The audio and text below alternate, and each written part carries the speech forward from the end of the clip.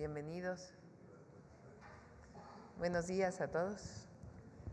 Hoy hay mucha información otra vez. Primero va a presentar Pepe Merino, algunas aclaraciones sobre las leyes que se están aprobando, que no hay ni censura, ni espionaje, ni nada que se le parezca. Entonces Pepe Merino lo va a aclarar, y también de qué se trata Llave MX, para que todas y todos lo conozcan.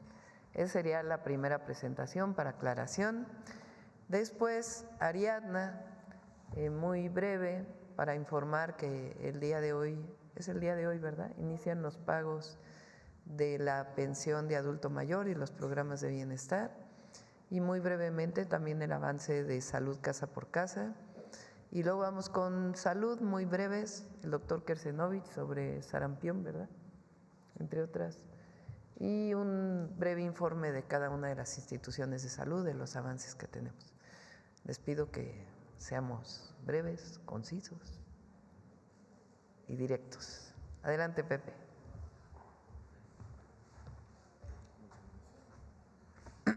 Buenos días, muchas gracias, presidenta. Pues hacer unas aclaraciones, sobre todo en respuesta a algunas de las cosas que se han declarado y que vale mucho la pena darle tranquilidad a todos y a todas sobre lo que la ley sí establece y lo que no establece. Siguiente, por favor. De manera muy rápida, bueno, el gobierno ni espía ni censura con la nueva ley de telecomunicaciones, y ahorita lo explico. El artículo 183 del dictamen actual que se aprobó en Cámara de Senadores y está ahora en la Cámara de Diputados, es exactamente igual de la Ley de Telecomunicaciones y Radiodifusión, es exactamente igual a la ley vigente, es decir, a la ley que estaba vigente, que está todavía vigente en tanto no se apruebe, que fue aprobada en 2014 por PAN y PRI, y les explico. Lo que establece este artículo, y ahorita les muestro la redacción exacta, es que los operadores están obligados a colaborar con las autoridades de seguridad y procuración de justicia en los términos que establecen las leyes sobre el tema. No plantea ninguna posibilidad de acceso ni al nuevo regulador, ni por supuesto a la agencia, y además el artículo 182 del dictamen de la Ley de Telecomunicaciones y Radiodifusión, que corresponde al 189 de la ley vigente, dispone que la colaboración se hará mediante mandamiento escrito, fundado y motivado de la autoridad competente. Ahora, ¿cuáles son las leyes a las que hace referencia el artículo? Centralmente dos. Uno, el artículo 16 constitucional, que establece la autorización judicial para intervenciones. Y dos, el Código Nacional de Procedimientos Penales, que ahorita les leo exactamente cuál es el artículo. Siguiente, por favor. Y miren ustedes, este es el artículo 190 de la ley del 2014, la Ley Federal de Telecomunicaciones y Radiodifusión, y del lado derecho está el artículo 183 del dictamen de la ley en materia de telecomunicaciones y radiodifusión. Si ustedes comparan la redacción, es exactamente la misma. Y si me permite, presidenta, la leo textual muy rápido. Los concesionarios de telecomunicaciones y, en su caso, los autorizados que determine la comisión, deberán colaborar con las instancias de seguridad, procuración y administración de justicia en la localización geográfica en tiempo real de los equipos terminales en los términos que establezcan las leyes. Cualquier omisión o desacato a estas disposiciones será sancionada por la autoridad en los términos de lo previsto por la legislación penal aplicable. Es decir, es exactamente la misma redacción. Siguiente, por favor. Y esto es lo que dice justamente el artículo 303 del Código Nacional de Procedimientos Penales, que es realmente el artículo que regula estos mecanismos. Cuando el Ministerio Público, y que es un artículo, por cierto, que no ha sido reformado desde 2016.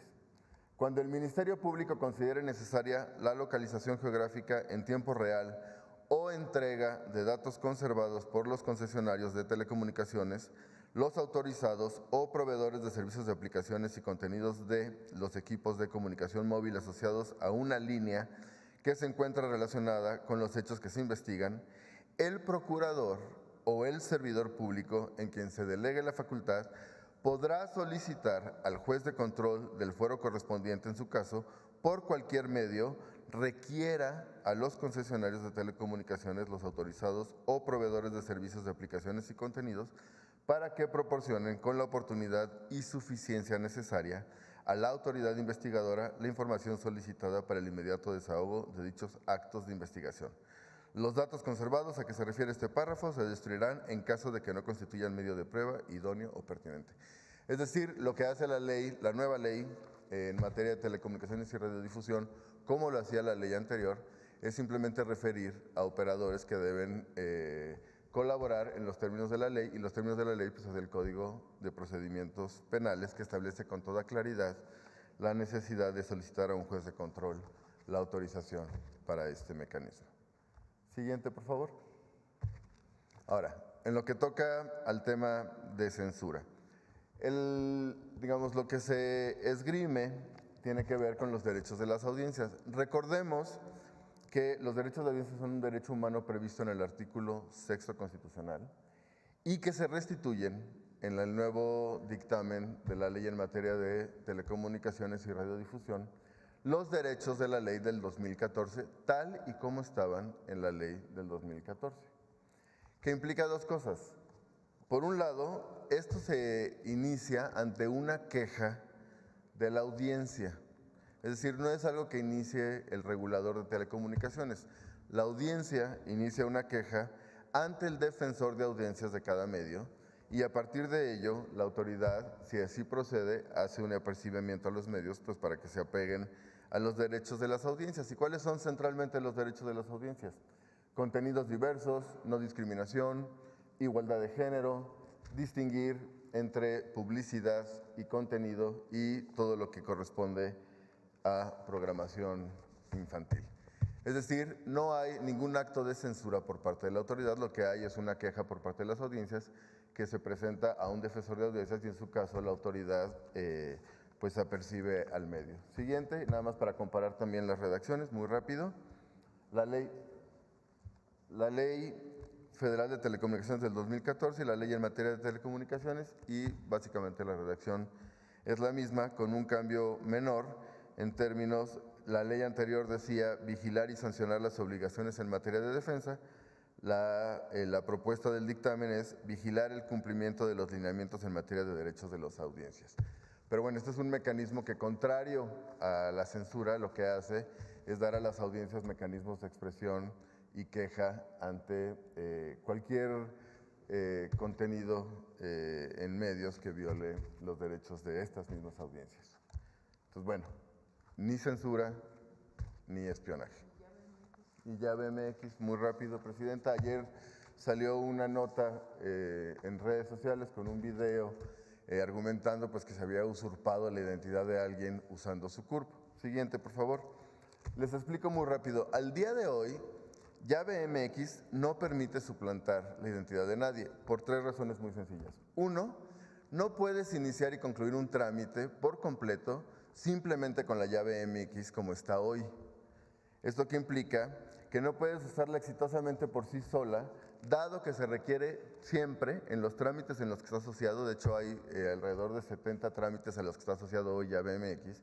En todos los casos se requiere siempre una documentación adicional que revisa un servidor público para acreditar la identidad. Entonces, si sacaron o no sacaron una llave MX con una CURP que no era propia, pues es una llave que no van a poder usar para realizar exitosamente ningún trámite. Dar de alta una cuenta llave MX con una CURP que no es tuya, pues no implica, por tanto, suplantar la identidad de nadie. Las iniciativas de ley permitirán, ahí sí, con mecanismos de seguridad que ahorita detallo, poder autenticar la identidad digital de una persona sin que probablemente se requiera una verificación documental adicional. Pero al día de hoy no es posible, y permítanme ser muy enfático, hacer un trámite únicamente con llave MX que como un mecanismo de identidad de quien hace el trámite. Siempre hay un servidor público que revisa documentación adicional.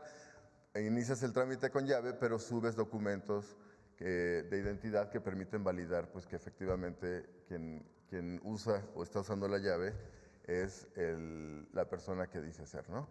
Evidentemente, con una identidad digital en forma y otros mecanismos de seguridad, pues esto, por supuesto, tendrá muchos más candados y eso es algo en lo que se está trabajando. Sería todo, Presidenta. Muchas gracias.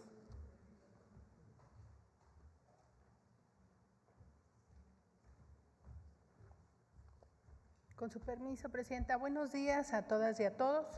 Pues buenas noticias porque ya inicia el pago de los programas de bienestar. Adelante.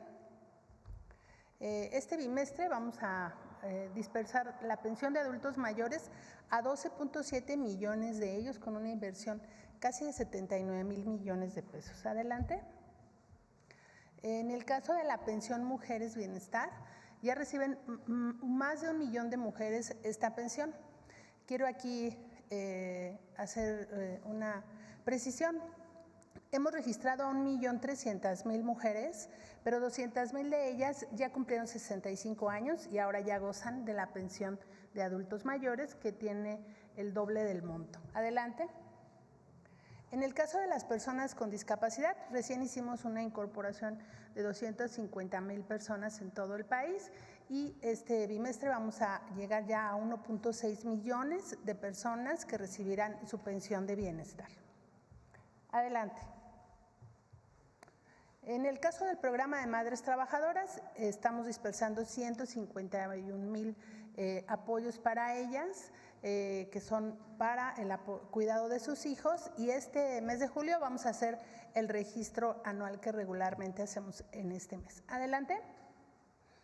En el caso del programa Sembrando Vida, recibirán 418,000 sembradores y sembradoras el pago de su jornal, en este caso es de manera mensual. Adelante. En resumen, estamos llegando a 15.9 millones de derechohabientes de los programas de bienestar que van a recibir su apoyo a partir del día de hoy con el siguiente calendario. Adelante. Iniciamos el día 1 de julio y vamos a concluir el día jueves 24. Recordar que es por letra del primer apellido para darles una atención adecuada, porque cada vez son más beneficiarios y derechohabientes de los programas de bienestar. Esto es en cuanto al pago de los programas. Y ahora vamos a presentar Salud Casa por Casa. Traemos un video que queremos presentarles. Adelante. Ya nos habían dicho una vez que iban a venirnos a visitar los doctores, que nos iban a mandar para que nos checaran. Yo digo que es más seguro, ¿verdad? De que si nos visitan aquí, pues es mejor. Uno como grande a veces ya no sale uno y así ya me dicen tal día van a venir, pues ya estamos listos para que nos revisen. De parte de la doctora, pues buen servicio, porque revisa muy bien. Fueron bien atentos y está muy bueno esto que ya puso el gobierno, pues nos conviene mucho. Hay buena atención, es lo principal. Gobierno de México. Es así como venimos realizando las visitas casa por casa con casi 20,000 profesionales de la salud, enfermeras, enfermeros, médicos, médicas. Y adelante vamos a presentar el avance de las visitas. Recordar que nuestra presidenta nos ha marcado un horizonte muy importante. Este programa será el más grande del mundo en materia de prevención. Ese es el horizonte que nos ha planteado y estamos trabajando para ello. Adelante. Y al día de ayer llevamos 800,686 visitas realizadas, ya con el historial clínico, que como vemos en el video, y la presidenta nos acompañó ya a algunas visitas con los adultos mayores, las personas con discapacidad. Tenemos ya el historial clínico y estamos ya coordinando con nuestros compañeros del sector salud, a quien les agradecemos el respaldo que le dan al programa, porque estamos ya refiriendo personas que tienen alguna condición emergente por atender. Y para ello les trajimos también un video para mostrarles cómo es que se están atendiendo estas urgencias y emergencias por parte del ISSSTE, del IMSS y del IMSS Bienestar. Muchas gracias, compañeros titulares, por ello. Adelante con el video. Tengo 16 años y soy de aquí de Ciudad Juárez. Tengo Asperger, epilepsia y trastorno de aprendizaje. Vinieron a visitarnos del programa de salud casa por casa. Me mandaron a una enfermera a mi domicilio para que valorara la situación de mi hija, para ver si era una urgencia más que nada. Y luego ya me dijeron que me tenían que operar. Si no hubiera venido la enfermera, ya no sé qué estaría pasando, porque apenas llegué allí y en cuanto llegué me operaron. El programa de salud casa por casa me parece bien, porque ayudan a la gente que necesita de su apoyo. Ya me siento bien, ya puedo caminar más. Gobierno de México. Este es el caso de una niña que vive en condición de discapacidad, que cuando llegó la enfermera a su domicilio estaba con síntomas y en el Seguro Social nos hicieron favor de operarla del apéndice y fue un caso pues muy exitoso. Y todos los días estamos teniendo esta relación con el sector salud para apoyar a las personas. Muchísimas gracias. Buenos días.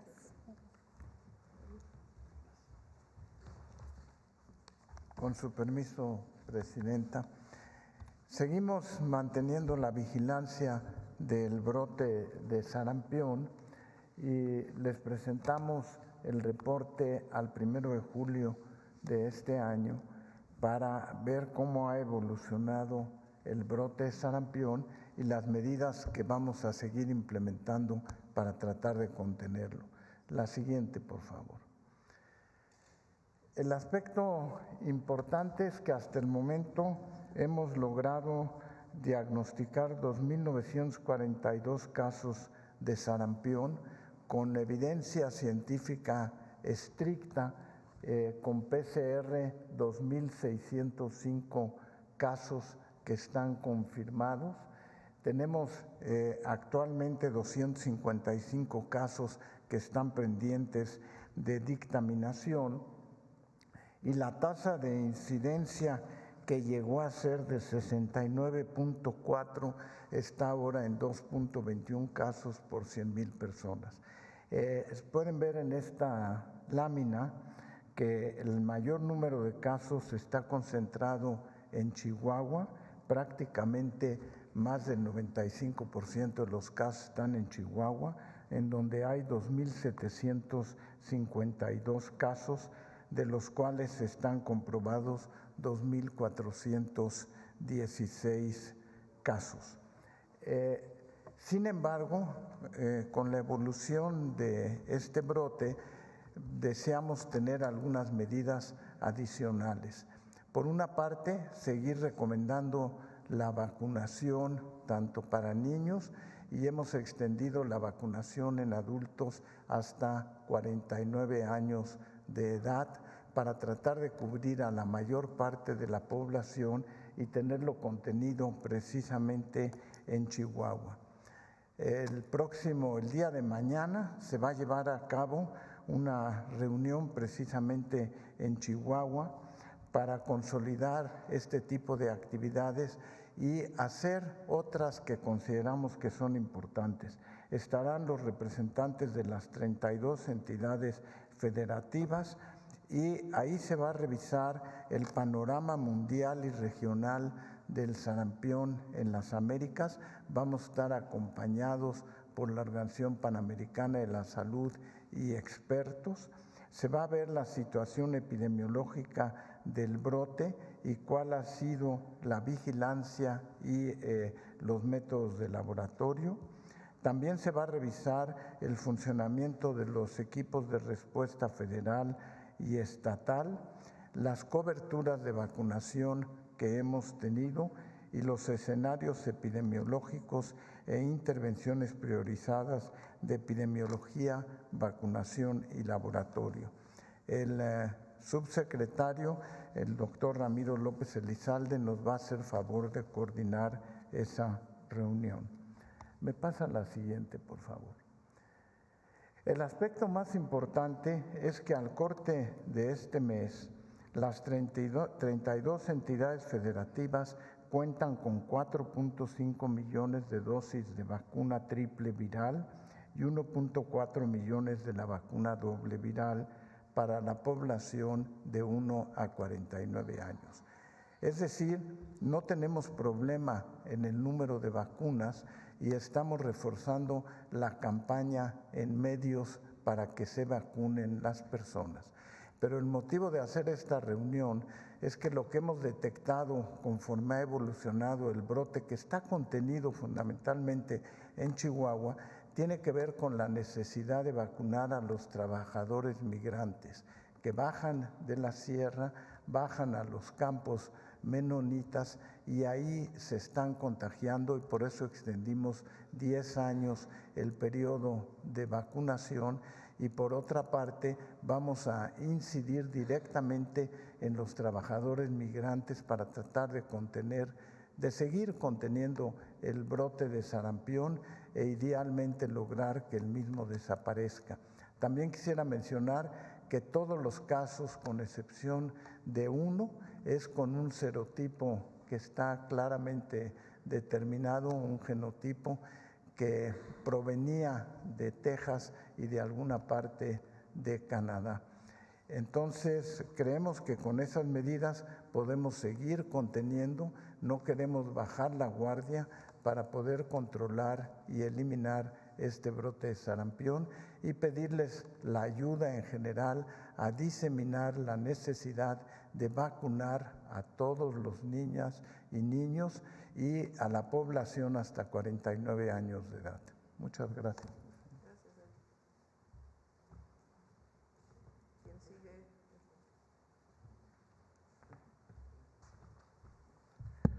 Con su permiso, muy buenos días, Presidenta, señor Secretario, equipo del Gabinete de Salud. Hoy queremos informar sobre dos temas relevantes. En primer lugar, los avances en la conformación de los comités de salud para el bienestar de los COSABIS del programa de La Clínica es Nuestra, y en segundo orden, un informe sobre la gira presidencial de supervisión que está realizando nuestra Presidenta a los estados del IMSS Bienestar. Siguiente, por favor.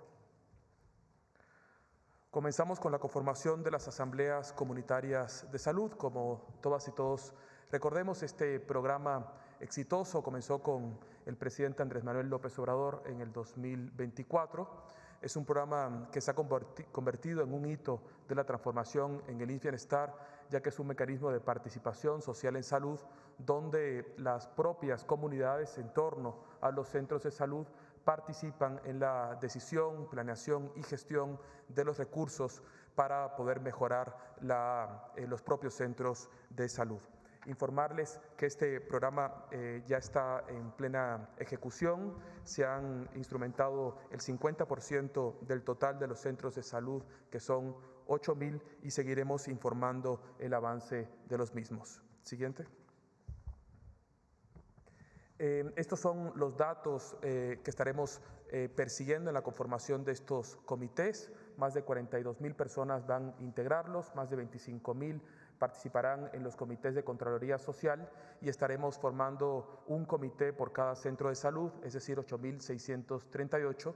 También informarles que por instrucción de la Presidenta, este año hemos incorporado al total de los centros de salud de servicios ampliados, los CESAS, que se ha convertido en un modelo de innovación del IMSS Bienestar, y también todos los centros de salud especializados en atención de la salud mental. Siguiente.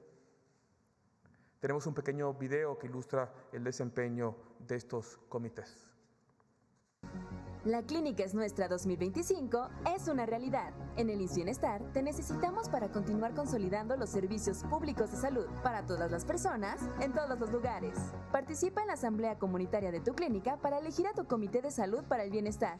Ellas y ellos te representarán para continuar la transformación de tu centro de salud y decidir en qué invertir el recurso que les toca. Mujeres y hombres responsables, comprometidos, que saben lo que nuestra clínica necesita, porque nadie mejor que tú para tomar decisiones con conciencia y conocimiento. Recuerda, los puestos que conforman el comité son presidente o presidenta, secretaria o secretario técnico, tesorera, vocal y aval ciudadano. Para continuar con este programa, que ha beneficiado a centros de salud de todo el país, este año se beneficiarán a 8.672 clínicas del IMSS Bienestar, con una inversión de 4.707 millones de pesos. Nos unió como vecinos y nos hizo ver que el centro de salud es nuestro. Tenemos que estar tanto participando la parte social y la parte gubernamental, porque esto equilibra el trabajo y mejora las condiciones de vida de los habitantes de esta colonia. El mantenimiento, infraestructura y equipamiento para clínicas IMSS Bienestar es una realidad. La Clínica es Nuestra 2025 es más que una inversión, es un acto de confianza. Participa en tu asamblea, vota, elige, involúcrate. Consulta cuándo y dónde será tu asamblea y participa. Más informes en imsbienestar.gov.mx. En comunidad, transformamos la salud. IMSS Bienestar. Gobierno de México. Muy bien, en segundo tema quisiéramos informar esta mañana sobre el recorrido de evaluación que está realizando nuestra presidenta para consolidar la red de servicios públicos del IMSS Bienestar, esta red caracterizada por su gratuidad y conducción territorial. El último fin de semana, siguiente por favor. El último fin de semana visitamos primero Nayarit, donde supervisamos una obra que será un hospital de alta especialidad de alcance regional. El sábado estuvimos en Michoacán, donde la presidenta encabezó la supervisión de obra del Hospital Comunitario de Maruata, el cual informamos comenzará a atender el próximo 15 de agosto. El domingo estuvimos en Colima, donde presentamos el proyecto de rehabilitación de 4 hospitales y la compra de 2 tomógrafos. Y estas entidades se suman a otros estados visitados como el Estado de México, Tlaxcala, Morelos, Hidalgo, Puebla, Quintana Roo, Yucatán y Campeche. A la fecha hemos recorrido 11 estados y hemos caminado junto con nuestra presidenta más de 18 kilómetros en esta gira. Ha sido una gira por instrucción de ella que se ha caracterizado por escucha directa de las necesidades de los hospitales, hospital por hospital, clínica por clínica y quirófano por quirófano, y se ha generado un resultado muy puntual de las necesidades de cada estado. Siguiente, por favor. Estas necesidades van a poder cubrir una atención de un programa que hemos identificado en la consolidación del IMSS Bienestar, que son estas metas que ustedes ven, son metas nunca antes alcanzadas por los servicios de salud públicos de nuestro país y estaremos muy atentos al cumplimiento de ellas. Muchas gracias, Presidenta.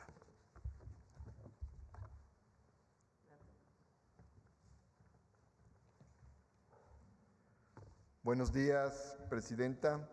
Buenos días, amigos de los medios de comunicación. Estamos realizando las jornadas quirúrgicas, ya habíamos informado aquí en la mañanera de estas actividades para concentrar esfuerzos para hacer las cirugías que tenemos pendientes. Adelante. Las cirugías que tenemos pendientes en el ISSSTE básicamente se concentran en 3 grandes temas: las cirugías de cataratas, las cirugías de rodillas y las cirugías urológicas. Ahí están concentrados como el 80% de las cirugías que tenemos pendientes. Para poder realizarlas rápidamente a lo largo de este año, se ha desarrollado una estrategia. Esta estrategia ubica 35 unidades como centros regionales para la realización de las jornadas. Eso quiere decir que en esos 35 puntos se trasladan cirujanas y cirujanos, se concentran y ahí se cita a las personas, a los pacientes cuya cirugía se tiene que realizar. Se apoya a los derechohabientes con viáticos para su traslado a esos puntos de acuerdo a la región correspondiente. De esta forma, tenemos capacidad para realizar 4.608 cirugías en lo que resta del 2025. De esas 4.608 ya se han registrado hasta el momento 4.129 pacientes y de esos 4.129 pacientes tenemos ya programadas para julio y agosto 3.068 cirugías. Estas cirugías se distribuyen así: Son 2.477 cirugías, adelante por favor, 2.477 cirugías de cataratas en 8 entidades federativas para julio y agosto. Es Ciudad de México, Guerrero, Michoacán, Morelos, Estado de México, Veracruz, Baja California y Baja California Sur.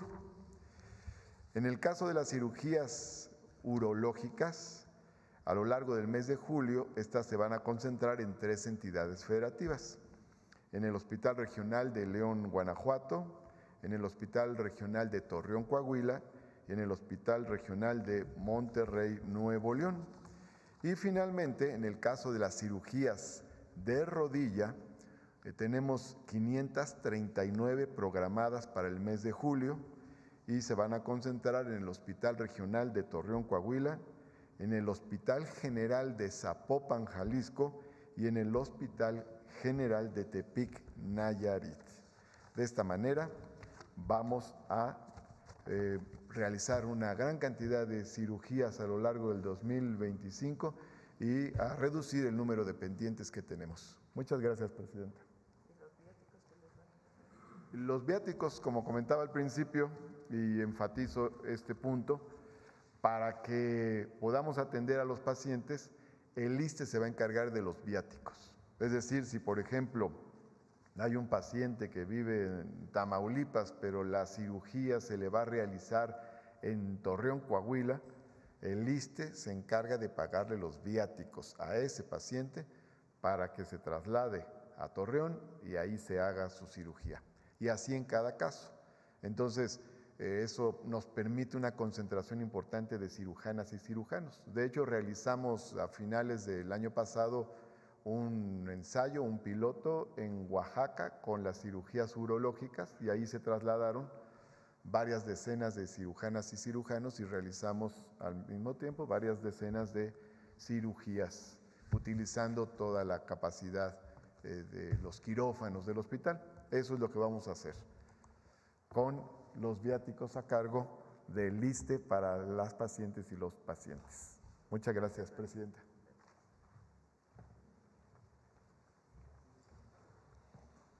Con su permiso, Presidenta, muy buenos días a todas y a todos, a todo el equipo de salud. Pues hoy es un día muy especial, es un día histórico, estamos por presenciar, por ser testigos de la firma de un decreto presidencial para la incorporación del histórico programa conocido como IMSS-Coplamar al régimen ordinario del Seguro Social.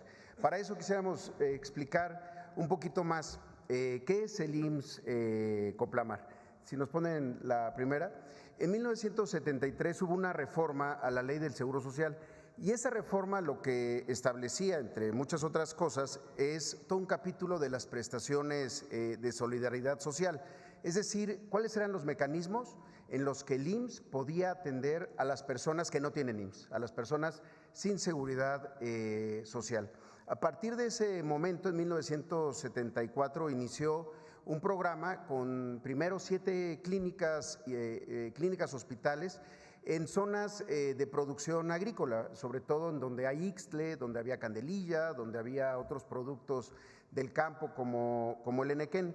Y después, el 25 de mayo de 1979, existía el Coplamar, esta coordinación para la atención de zonas de alta marginación, y que el componente de salud se estableció a partir del Seguro Social. Por eso es que lo conocemos como IMSS-Coplamar. A partir de ese momento empezaron a crecer el número de hospitales rurales, de unidades médicas rurales en todo el país. Luego vino la descentralización, este momento donde el gobierno federal le entregó a los gobiernos de los estados la atención médica de las personas que no tienen seguridad social. Sin embargo, se mantuvo en algunos estados el modelo de IMSS-Coplamar, particularmente en 19 estados. Con el presidente Andrés Manuel López Obrador, en 2019 hicimos una gira por los 80 hospitales rurales del IMSS Coplamar, que continuaron siendo operados por el propio Seguro Social.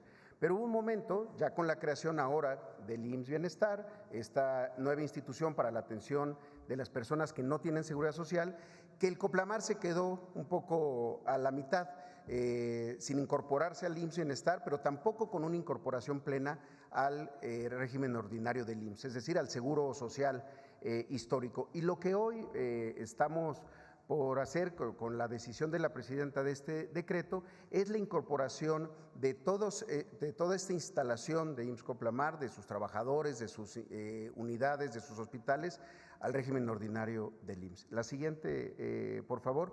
Ahora, ¿dónde está el IMSS Coplamar?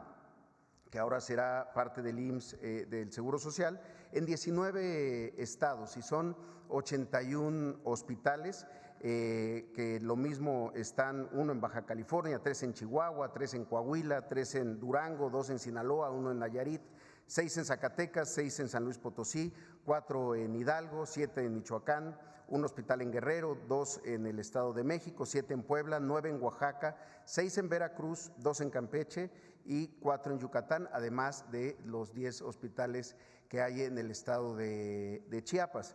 Esto representa una suma de 2.730 camas y 93 quirófanos y 1.098 consultorios de especialidad, particularmente de pediatría, de ginecología, de medicina interna y de medicina familiar.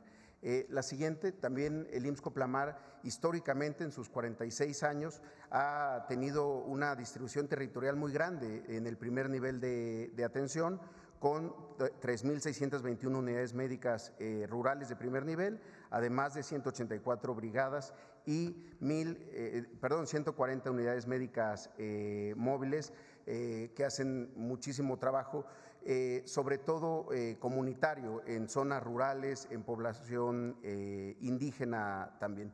Y lo más importante de lo que se suma ahora al IMSS es la siguiente: los trabajadores del IMSS Coplamar, 28,000 trabajadoras y trabajadores, entre los que se encuentran 7,854 médicos y médicas, 2,280 paramédicos, 9,250 enfermeras y enfermeros, 4,059 trabajadores de limpieza, almacén, conservación, y también algo muy importante, 4,687 trabajadores de acción comunitaria, que es uno de del corazón del Coplamar, la vinculación con la población, con la ciudadanía para las acciones de la salud. También es importante mencionar que el Coplamar entre sus trabajadores tiene a 1,954 personas bilingües, hablantes de idiomas originarios de lenguas indígenas. Y finalmente, pues en su historia, la siguiente, por favor, tiene actualmente a 10 millones de personas atendidas, beneficiarios, entre ellas también un número importante de personas con seguridad social. Y esta es la gran virtud de este nuevo momento, porque se seguirá atendiendo a la población que no tiene seguridad social en estos lugares. La atención será regular, con una gran ventaja que podemos hacer hoy, que es tener al IMSS Bienestar en 16 de estos 19 estados. Y también, por el otro lado, continuar con la atención de los derechohabientes en lugares donde también ha crecido mucho el empleo formal. Entonces se convierten en hospitales operados por el IMSS, pero de atención universal. La siguiente, por favor. Y finalmente también viene una nueva etapa importante, porque vamos a poder incorporar al modelo de atención del Seguro Social en estos hospitales otras especialidades que históricamente no se tenían, o solo se tenían en 2 hospitales, en Tlaxiaco y en San Quintín: otorrino, trauma y ortopedia, y también oftalmología. Vamos a hacer una provisión presupuestal de los recursos del IMSS para poder invertir en estos hospitales, también complementar plantillas y evolucionar al final de cuentas para que la atención sea para todas y todos, sin distinción de la situación laboral. Por eso estamos muy agradecidos, Presidenta. La verdad que después de 46 años de trabajo de este programa Coplamar, tiene no un final, sino una nueva etapa incorporándose al régimen ordinario del Seguro Social. Y tenemos un breve video, si lo podemos pasar. Nos acompañan también aquí, directoras, directores de hospitales rurales, coordinadores zonales, el doctor Cervantes también de la unidad, que están todos muy contentos de este nuevo paso. Adelante, por favor.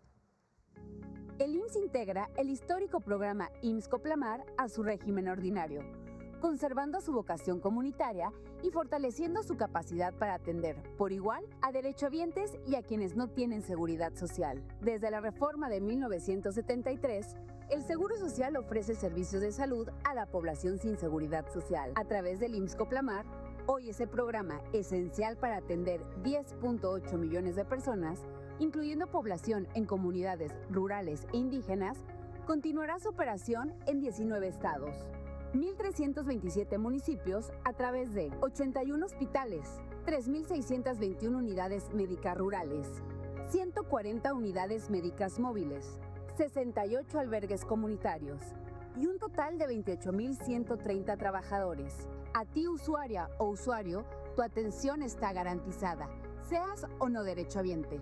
Nuestro compromiso es la salud de todas y todos los mexicanos. Gobierno de México. Y pasaríamos a la firma. Gracias, presidente. Vénganse para acá. Doctor, que se no. Vénganse todos. Hacemos voz.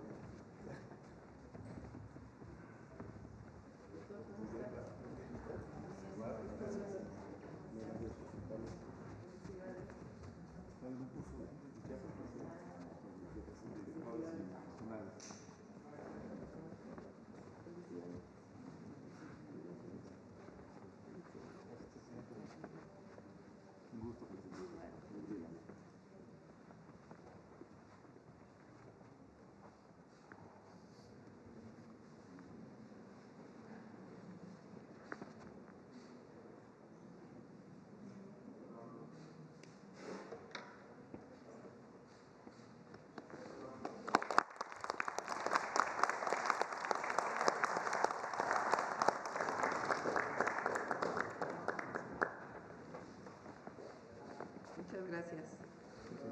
Gracias, Zoe. Gracias.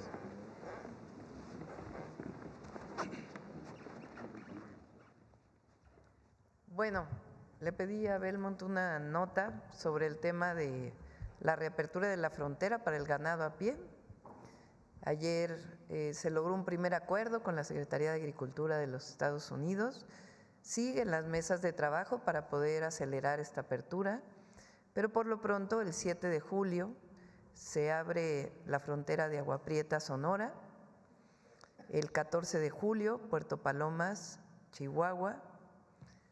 El 21 de julio, San Jerónimo, Chihuahua. El 18 de agosto, Acuña, Coahuila. El 15 de septiembre, Colombia, Nuevo León. Estamos todavía trabajando para el punto de exportación de Nogales, Sonora, pero por lo menos ya hay un primer acuerdo y seguimos trabajando con ellos para poder acelerar, que sea mucho más rápido. Su argumento es que quieren abrir primero para ver cómo se comporta el tema del gusano barrenador.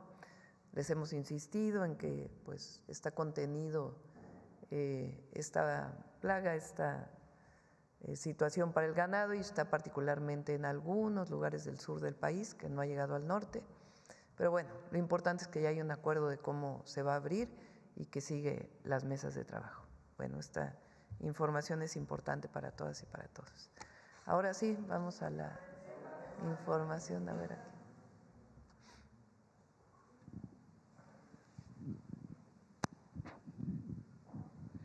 Muy buenos días, Presidenta. Hans Salazar, de Noticiero en Redes.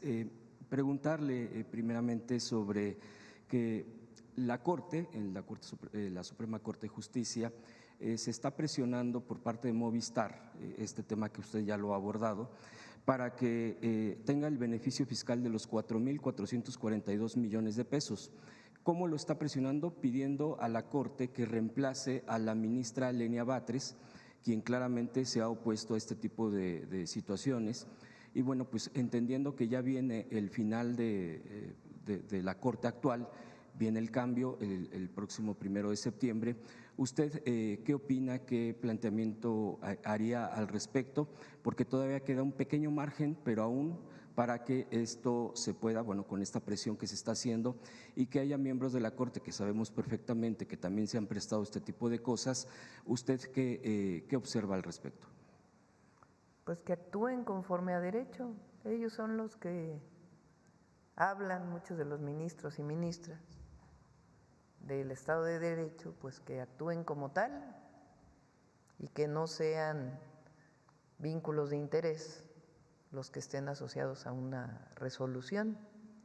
Y si no hay posibilidad, pues que se lo dejen a la nueva Corte. Pero esto de excluir a una ministra para poder sacar una votación, pues como que no tiene mucha explicación. Que expliquen en todo caso públicamente por qué consideran una u otra votación, porque son recursos del pueblo, impuestos que se dirigen a beneficios, programas de bienestar, salud, educación, obras de infraestructura para el pueblo de México. Entonces, las ministras y ministros primero deberían ser transparentes en su decisión y explicarle al pueblo por qué van a votar de una u otra forma. Y segundo, pues que actúen conforme a derecho. Y si no pueden, pues ya que le dejen el paso a la nueva Corte. Usted en estas últimas semanas que le quedan a la Corte actual, ¿ve algún riesgo de más tipo de decisiones como estas? Pues ganas no les faltan de resolver a lo mejor acuerdos que hicieron en algún momento con alguien.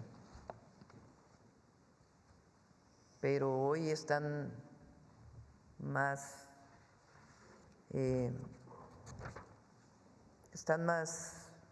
visibles todas las decisiones que toman. Y el pueblo sabe una u otra decisión. Entonces nadie dice que actúen mal o que actúen en contra de una empresa. Todos tenemos derecho a la justicia, las empresas, la gente pobre, la gente rica, todos. Nadie por encima de la ley, como decía Juárez. Pero, pues que expliquen por qué. Así como Lenia explicó públicamente, o la ministra Lenia Batres explicó públicamente cuáles son las razones que ella plantea para no estar de acuerdo con esta devolución, pues que los otros lo planteen también y que se actúe conforme a derecho y que todos los casos que tienen ahí pendientes, pues ya que si no van a actuar bien conforme dicen las leyes, pues que se lo dejen a la nueva Corte, porque gana seguramente. Muchos han hecho acuerdos para favorecer a unos o a otros. Y eso es lo que ya queremos que desaparezca.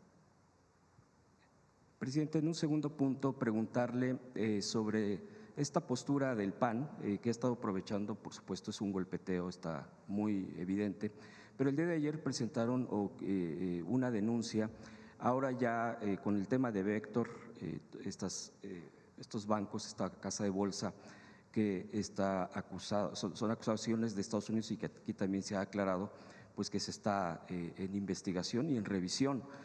Pero bueno, pues con esto ya el PAN, con este presunto lavado de dinero, que es la acusación, que se está por… pues a lo mejor ellos tienen pruebas, ¿verdad? Pero lo que… Porque para presentar una denuncia, pues se necesitan pruebas.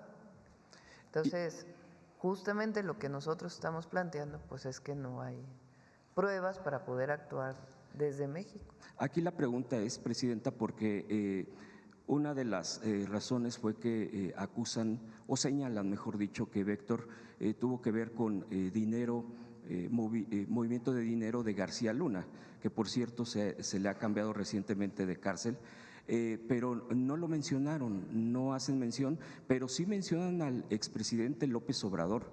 ¿Qué respondería ante eso? Pues es pura propaganda de ellos, porque no tienen pruebas. Si las pruebas que enviaron del Departamento del Tesoro al gobierno de México, o la información que enviaron, pues no representaba prueba alguna. Aún así, la Secretaría de Hacienda hizo su propia investigación y la Comisión Nacional Bancaria de Valores sancionó a esta casa de bolsa dado que no cumplía con una serie de cuestiones administrativas. Pero en términos de lavado de dinero no presentaron ninguna prueba, a lo mejor ellos tienen prueba.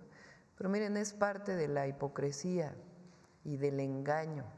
Lo que presentó Pepe en la mañana, al principio de la mañanera.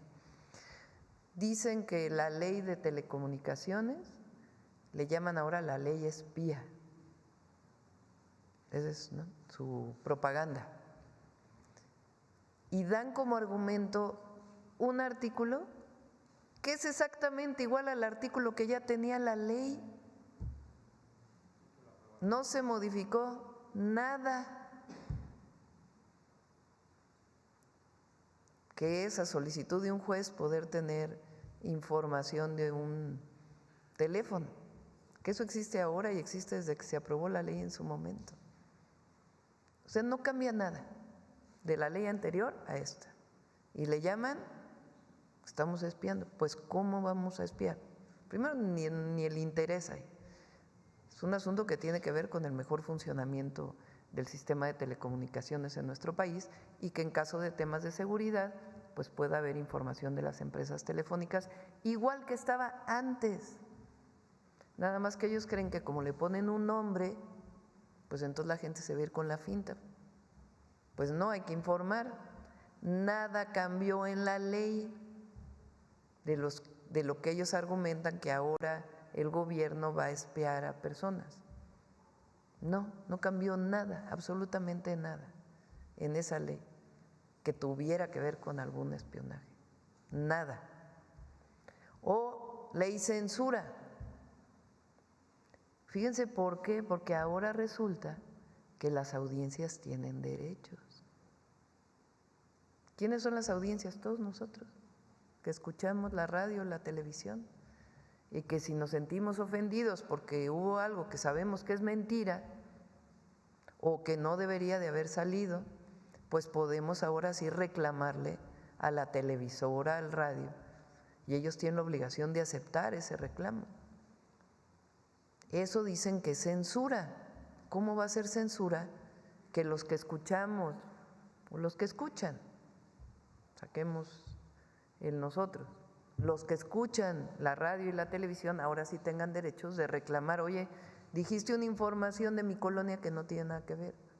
Oye, dijiste algo que no corresponde a la información que deberían recibir las niñas y los niños.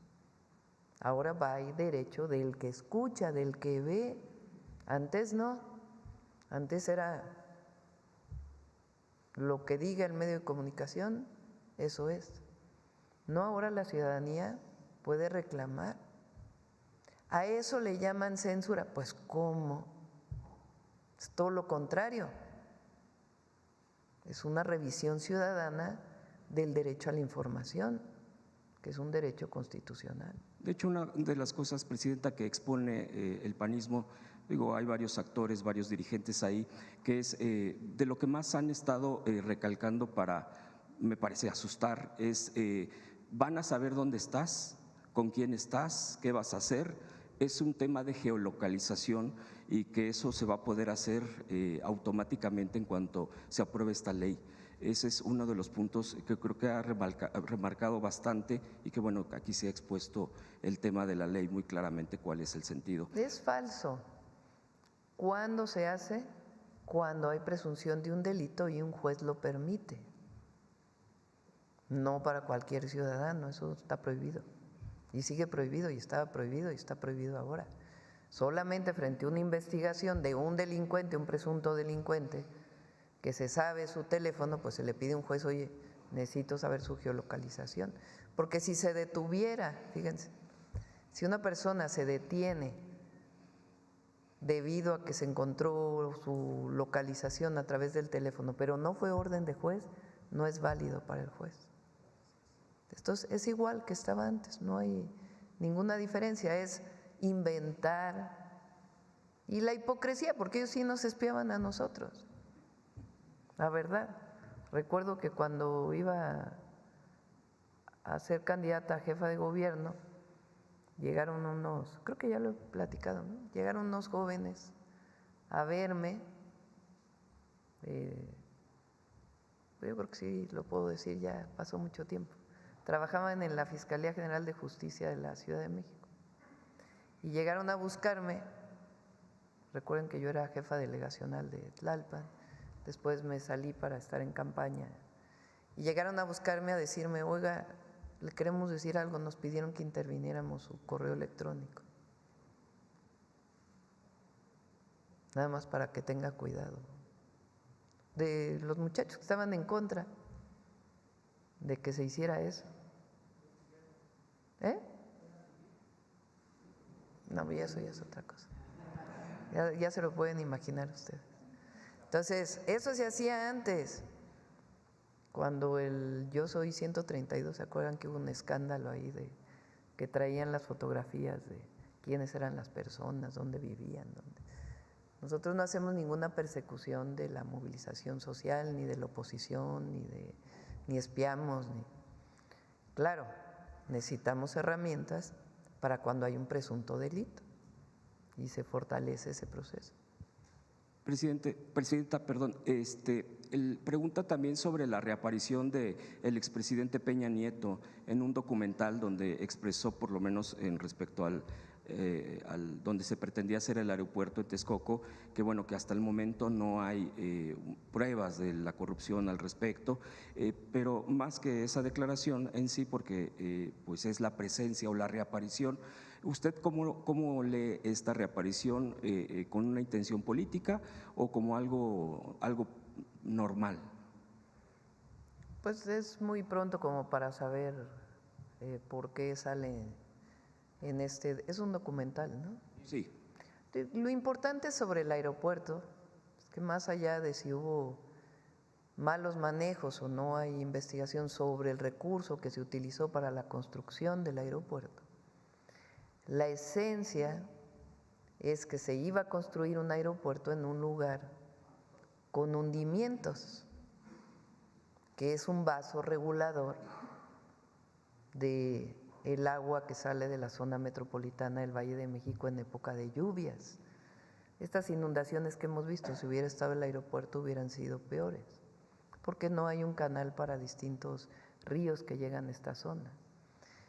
Y la otra es que querían convertir el aeropuerto actual de la Ciudad de México en un desarrollo inmobiliario. Y ahí es donde estaba el gran negocio.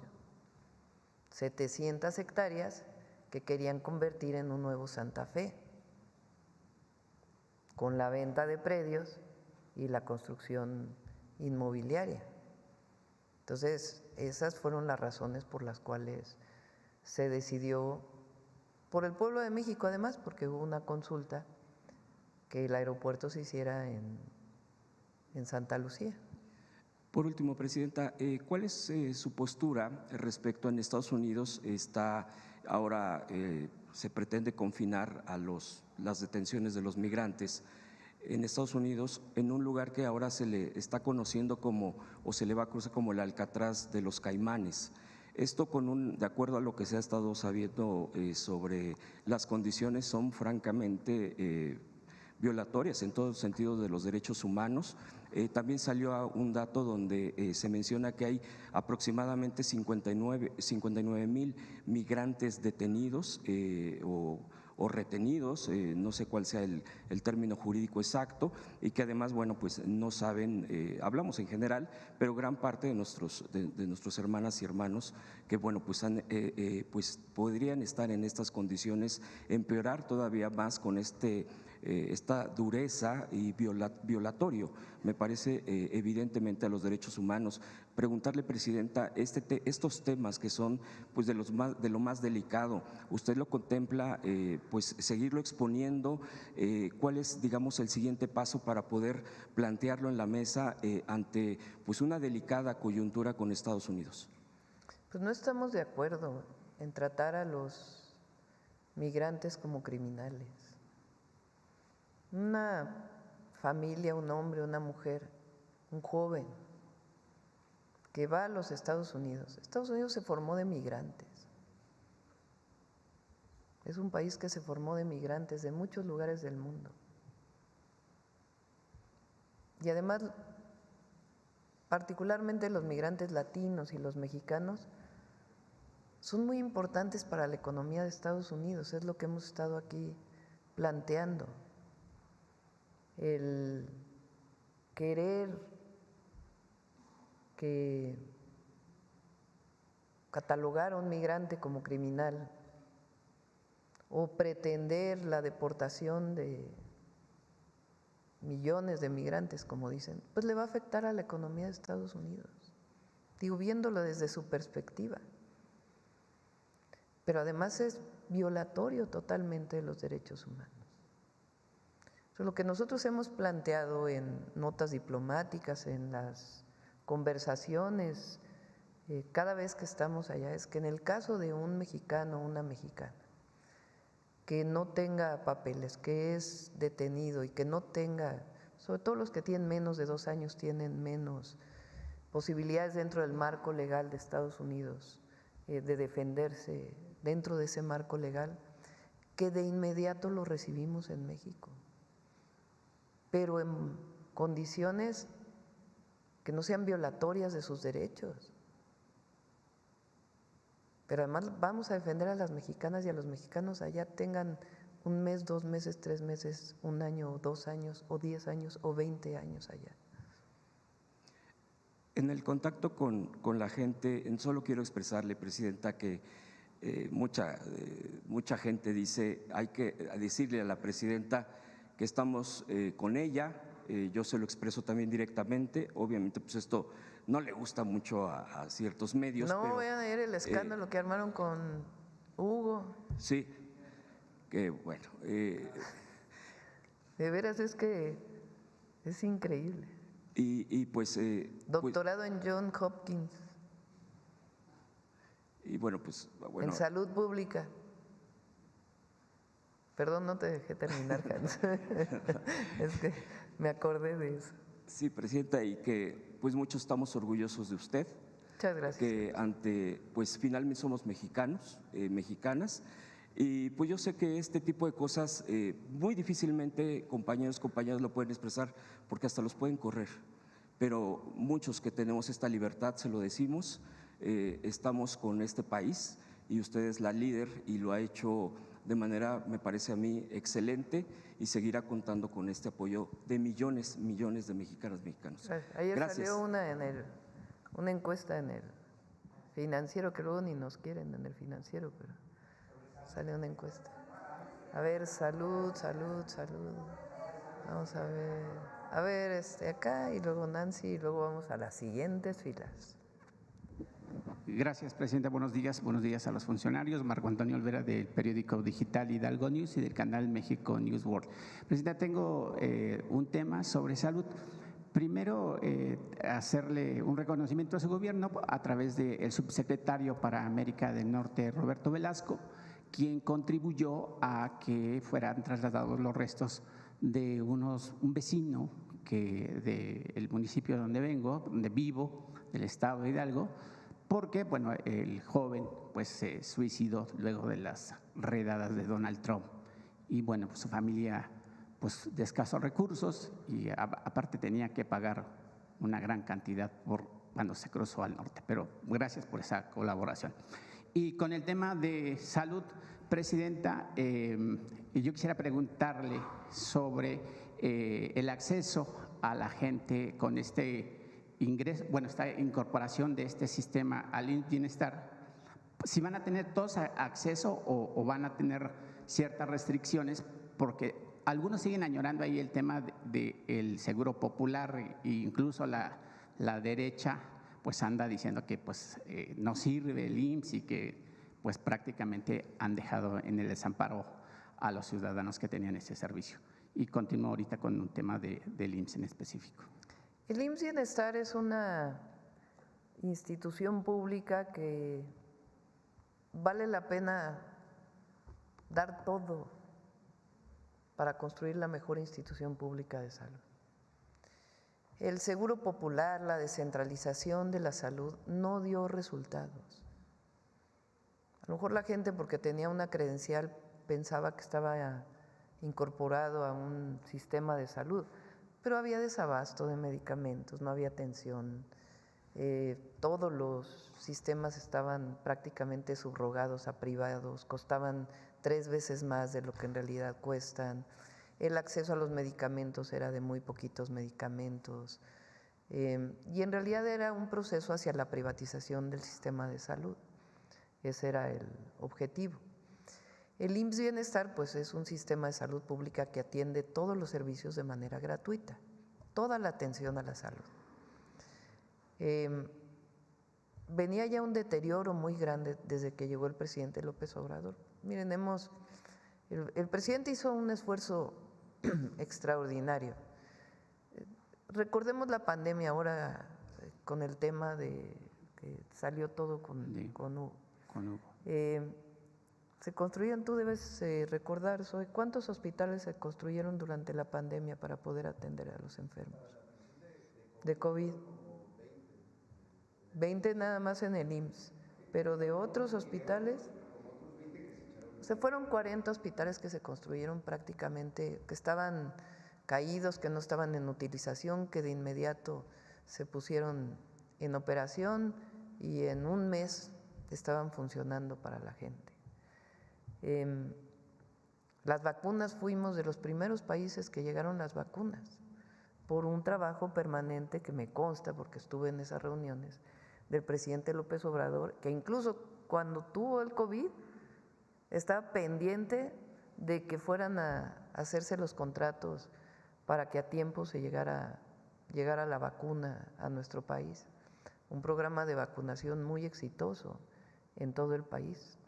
Y con las dificultades de una población con enfermedades pues crónicas como la diabetes, hipertensión, que fue justamente donde pegó el COVID. Una información permanente por parte de Hugo en las tardes, orientando a la población. Todo el mundo tenemos errores, nadie es perfecto, pero el esfuerzo que se hizo fue extraordinario. Y después de la pandemia, pues construir un sistema de salud federalizado a partir de hospitales que ya venían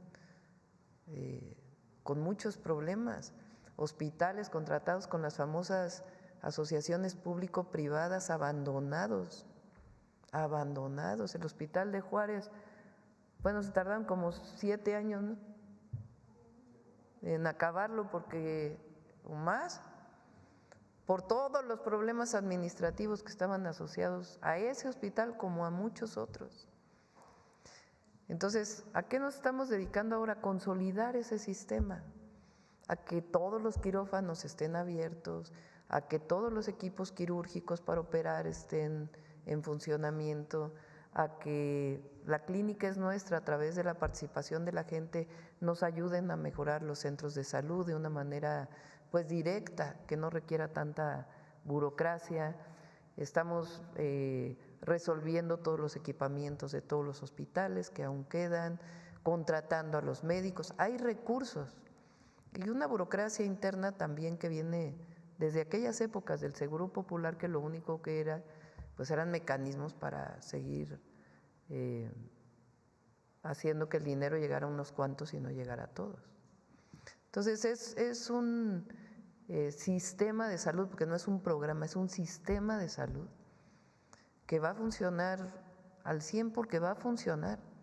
Los medicamentos ha sido, en efecto, tuvimos problemas en la licitación, pero la decisión entre tener un esquema donde las farmacéuticas que licitaron en contubernio con algunos funcionarios ganaran licitaciones a sobreprecio, o acabar con eso y volver a licitar, no fue una decisión fácil por el abasto, pero no podemos nosotros avalar un acto de corrupción. Entonces se trabaja, yo me reúno todos los lunes 2 horas, a veces 3 horas, dándole seguimiento a cada tema, qué pasó con el quirófano de aquí, qué pasó con el medicamento, ya se resolvió este problema, ya se resolvió el otro. Esa convicción no la tiene la derecha, nunca la va a tener. El conservadurismo no ama al pueblo, no quiere a la gente. Eso es la gran diferencia. Y cuando hay cariño, convicción, trabajo, honestidad, las cosas salen. Y mucha persistencia. Entonces, los problemas que todavía tiene el IMSS Bienestar se van a ir resolviendo y mucho va a ser este año. Presidente, sin temor a equivocarme, usted trabaja entre 15 y 18 horas diarias y está firme en el combate a la corrupción, que eso me parece extraordinario. Luego de que llegara el presidente Andrés Manuel, también pues, fue su lema de campaña, su lema de gobierno, y usted pues lo continúa. En ese sentido, hay un tema aquí en el IMSS, que afortunadamente está el director del IMSS, Zoe Robledo, y desde las oficinas centrales del mismo instituto, concretamente desde la Dirección de Administración y la Unidad de Adquisiciones, se han girado instrucciones a los órganos de operación, administración desconcentrada en los estados de la República y las unidades médicas de alta especialidad para que contraten las empresas que prestan el servicio médico integral de estudios de laboratorio clínico, en muchos casos sin causa justificada, a fin de que sean sustituidos por otros laboratorios que garanticen, entre comillas, oportunidades de negocios, independientemente de la calidad del servicio que puedan otorgar. ¿Valdría la pena, Presidenta, que el órgano interno del control de la Secretaría de Anticorrupción y del Buen Gobierno del IMSS, que por cierto perdió imparcialidad en el periodo 2023 y 2024, echara una mirada para que vieran qué está sucediendo con este tema en estados como Morelos, Puebla, Querétaro, Aguascalientes, Nuevo León, Oaxaca, Chiapas, Zacatecas, sur de la Ciudad de México y Veracruz? Aquí yo traigo un documento que obviamente no voy a decir el nombre del funcionario que gira las instrucciones, se lo dejo aquí en Comunicación Social para que usted lo vea, y quisiera saber la respuesta de Zoe.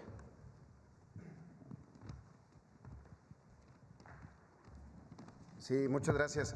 Y solo para corregir el dato, Presidenta, fueron 62 hospitales aproximadamente. Además de la reconversión hospitalaria en los hospitales que dejaron de atender otras enfermedades para atender COVID, se abrieron cerca de 62 hospitales entre el IMSS, el ISSSTE y SEDENA, que también hizo la construcción de hospitales o hospitales que estaban abandonados o a medio concluir, que se utilizaron o se aperturaron para COVID. A ver, lo que me está diciendo es, la unidad de adquisiciones lo solicita a las delegaciones, a los OATS y a las unidades médicas de alta especialidad que se contraten laboratorios, efectivamente. Laboratorios siempre hay necesidad, se hacen millones y millones de pruebas de laboratorio al año y todos los días.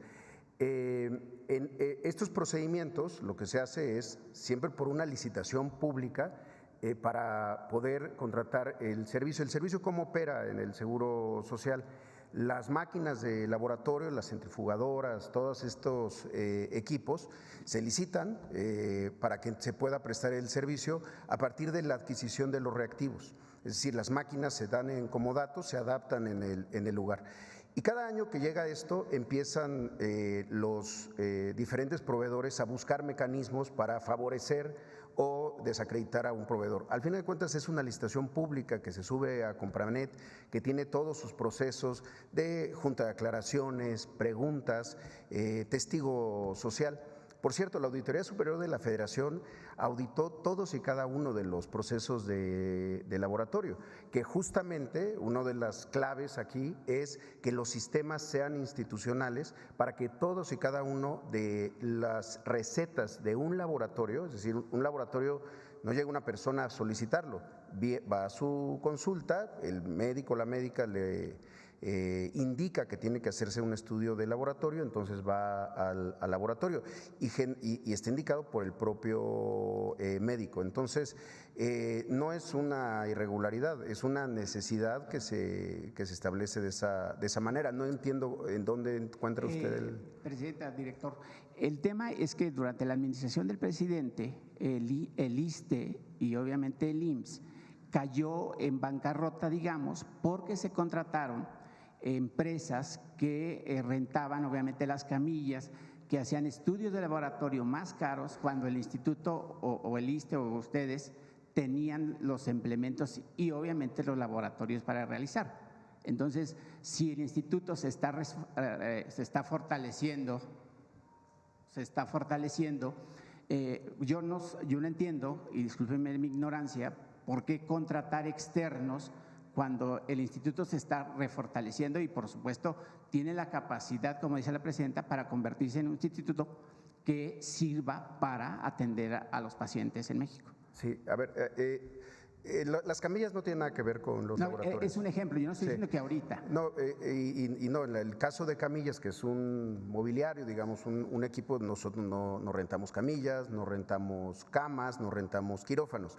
En el caso de los laboratorios, insisto, siempre que se hace un análisis del costo y el beneficio entre comprar el equipo de laboratorio, tenerlo y tener un contrato al final de cuentas para su mantenimiento, se ha visto, no son laboratorios externos al IMSS, ojo, son laboratorios que ocurren al interior de las instalaciones con el personal del Seguro Social, no es una subrogación hacia un laboratorio privado, eso sí se lo quiero aclarar, sino que se llega a la máquina, se instala la máquina en los diferentes peines de laboratorio que están en los hospitales del IMSS y lo que se compra son los millones de pruebas reactivas y otros muchos insumos que provee este proveedor. Y las máquinas, en el caso del laboratorio, solamente en el caso del laboratorio, son máquinas que están en comodato en el IMSS. Por eso muchas veces se hacen esto de manera plurianual, porque si se estuviera haciendo año con año se encarecería muchísimo, además de que siempre la instalación y la desinstalación de estos equipos pueden generar retrasos en la prestación del propio servicio. En muchos otros casos, los equipos son propios del Seguro Social.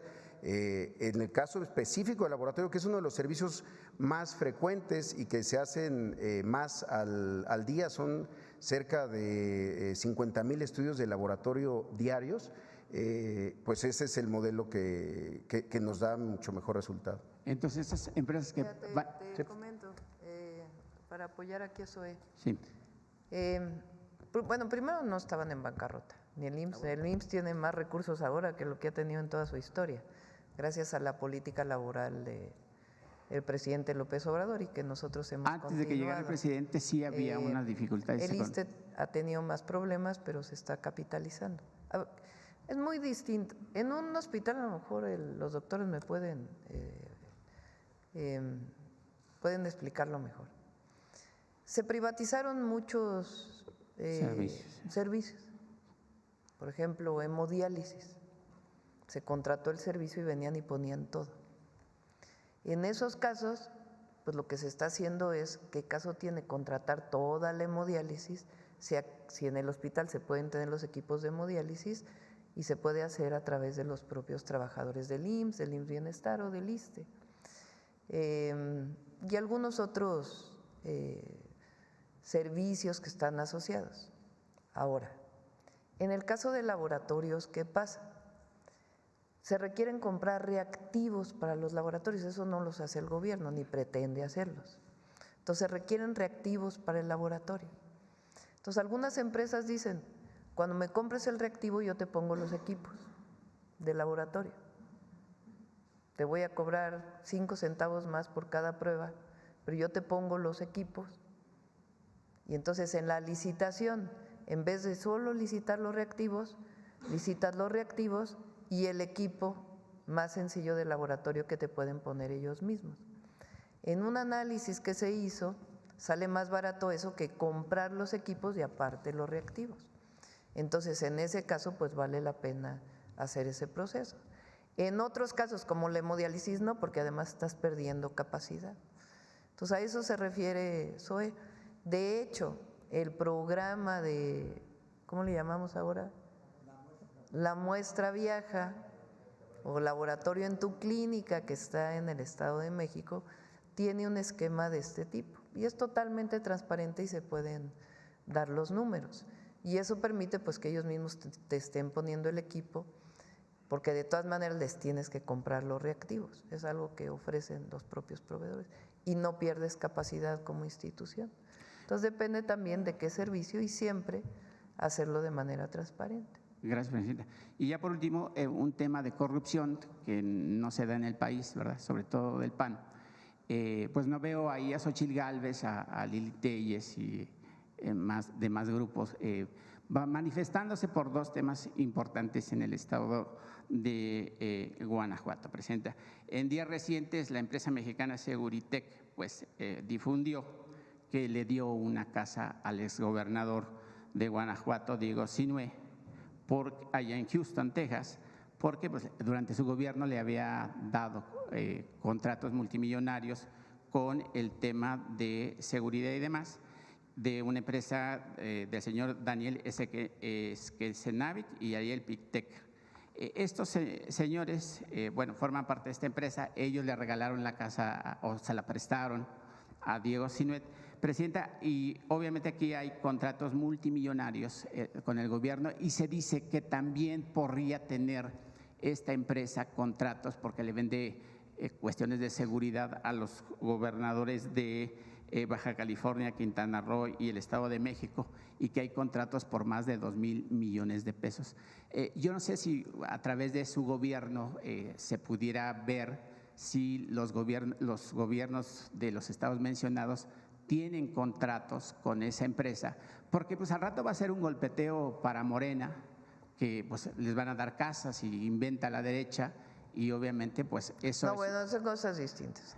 Una cosa es una licitación de algún tema y gana una empresa y si es transparente y está en precio y no hay problema, pues gana la empresa. Otra cosa muy distinta es que le ofrezcan una casa o alguna prebenda a partir de la contratación con la empresa. Eso sí se llama corrupción, con todas sus palabras. Entonces, yo creo que el exgobernador de Guanajuato debería salir a aclarar, en primer lugar, si esto es cierto o no, porque yo también vi la nota. Entonces, el primero que debería salir a aclarar, pues, es él. Y ya, pues, en el proceso de entrega-recepción, si se encontró algo por parte del Estado de Guanajuato, pues tienen que reportarlo. Presidenta, y el tema del agua, ya ahora no es de mi municipio, que por cierto va avanzando mucho. Qué bueno. Y cosa que le agradece la gente y por supuesto al director de la Conagua. El tema, presidente, es con el sistema Batán Agua para Todos, donde el pasado 4 de junio de este año fue recibida en la legislatura del Estado de Querétaro la iniciativa Sistema Batán Agua para Todos, enviada por el gobernador del Estado de Querétaro, Mauricio Curi González. En ese tema, presidenta, pues el gobernador, que además ya se va, no le va a dar tiempo de concluir esta obra. Es una obra que lleva, pues por supuesto, millones de pesos en inversión. Son 35,722,784,982 pesos esta obra, pero el sistema Batam, que tiene planeado llevarse una operación de hasta ejecución y operación de hasta 30 años, pues tiene algo grave, presidenta, porque este sistema pretende potabilizar el agua de aguas negras, agua cruda, como se dice, y pues piensan distribuirla como agua potable para el Estado. Ese es un acto pues vil, porque no se le puede dar. No, pero a ver, porque sí hay que aclarar. Sí. Hay una norma en la Semarnat. A esa voy. Sí, la norma en la Semarnat, a menos que cambie. Hay países que reciclan su agua de desecho y queda potable. O sea, tecnológicamente es factible hacer algo así. ¿Qué pasa en México? En México hay una norma ambiental que establece que si llegas a potabilizar, bueno, se recicla el agua a través de plantas de tratamiento y tiene que estar un tiempo en reposo en algún cuerpo de agua. Y después de eso, su potabilización. Eso lo dice una norma y tienen que cumplirse pues todas las reglas ambientales para que esto pueda ser así. En el caso del proyecto Batán, pues tiene que analizarse si es viable o no es viable ahí por parte de los diputados del Estado de Querétaro, porque entiendo que tienen que aprobarlo. Pero sí es importante que la gente sepa que sí hay normas que permiten que agua de desecho, a través de filtros, puedan llegarse a convertir en agua potable. Y en México tiene que tener pues una serie de normatividades. ¿Cómo se hacen esas normas ambientales? Que está desde hace mucho tiempo. Se juntan expertos en la materia y discuten durante 6 meses, 7 meses la posibilidad de hacer esa norma. Se hacen estudios, se ve y finalmente ponen la norma y luego sale a consulta pública. Y después de la consulta pública, pues ya se ve si se aprueba o no se aprueba. Entonces, ese es el caso de México. No hay hasta ahora una norma que establezca que sea directo. Tiene que estar en reposo durante un tiempo. ¿Y usted la considera factible o no como científica? Pues tiene que revisarse en qué casos, cuando no hay oportunidad de tener agua de ningún otro tipo, hay países africanos que lo hacen y funciona. Entonces, ¿qué tienes que garantizar? Pues que el agua siempre sea potable. Nosotros no tenemos ningún proyecto que tenga que ver con uso directo, se tendría que cambiar esa norma ambiental. Hay proyectos que tienen que ver con esta norma que está explícita, investigada por científicos y que es viable y posible, pero tiene que cumplir pues muchísimas cuestiones tecnológicas. Ok, gracias, presidente. Buenos días. A ver, ya luego vamos atrás. Ahora ya me fui con primera fila otra vez, ¿ves? La costumbre. Gracias, presidenta. Buenos días. Buenos días a todas y a todos. Nancy Flores, de la revista Contralínea. Presidenta, ha hecho referencia en la mañanera de hoy y también la semana pasada de la necesidad o incluso la urgencia de que el Poder Judicial que va a tomar posesión el próximo 1 de septiembre, pues ahora sí haga justicia y que no esté sometido a intereses oligárquicos o incluso a temas de corrupción. Preguntarle si también sería deseable, presidenta, que a partir de esa fecha en que se puede decir que se está refundando este Poder Judicial, ya quede atrás el régimen de privilegios. Sabemos perfectamente que la actual Suprema Corte de Justicia de la Nación y en general el Poder Judicial de la Federación, pues había más de 2,000 funcionarios y funcionarias que ganan más que usted. Pero el régimen de privilegios incluye otras cosas, por ejemplo, que se les pague servicio médico privado, que tengan acceso a, por ejemplo, que se les pague la colegiatura a sus hijos e hijas en escuelas privadas, que también se les pague todo el tema de telefonía móvil y telefonía fija en sus domicilios, con extensión para sus familias. Incluso hay algunas evidencias de que se les habría pagado viajes al extranjero que no necesariamente eran para pues funciones del propio Poder Judicial, y todo el tema, por ejemplo, de estos bonos de más de $500,000 de pesos que se le conoce como el pago por riesgo. Entonces, preguntarle, presidenta, si sería deseable que ese régimen de privilegios quede en el pasado a partir del próximo 1 de septiembre, con independencia de si son funcionarios que vienen del pasado o de los nuevos que llegan. Hay que ver la parte, la Constitución trae una parte en donde sí dice claramente que los ministros no pueden ganar más que la presidenta, ni ningún trabajador del Poder Judicial. Hay que ver una parte que tiene que ver con lo laboral, para no cometer ninguna injusticia. Pero obviamente el objetivo es que ese recurso se utilice para lo que es necesario. Entonces sí, el objetivo es que el 1 de septiembre sea una nueva corte en todo el sentido de la palabra, que viva en la justa medianía. Si requieren seguridad por algún caso que tratan, pues esa es otra cosa, pero que no tengan bonos, que no tengan seguros médicos privados, todo esto que hoy tienen, pues no, son servidores públicos y como tal, si quieren pagarlo de su salario, pues es su derecho, pero no tienen por qué usar recursos públicos para privilegios específicos de los que hoy gozan. Para lo del pasado no dice nada la reforma constitucional, pero por lo menos es importante que a partir del 1 de septiembre, otra cosa mariposa. Presidenta, también en otro tema, en la revista Contralínea acabamos de publicar un reportaje acerca de los cambios que se están viviendo en el esquema empresarial paralelo que tenía Petróleos Mexicanos. Hemos documentado que una de las empresas de estas filiales que Pemex tenía en el extranjero, particularmente en el paraíso fiscal de Islas Caimán, Pemex Finance, por fin fue liquidada. Esa empresa fue creada en el sexenio de Ernesto Zedillo. Como la mayoría, Pemex llegó a tener 61 empresas 100% de su propiedad, pero que trabajaban como privadas. De hecho, muchas de ellas radicadas en el extranjero y no se les aplicaban las leyes mexicanas porque no son extraterritoriales.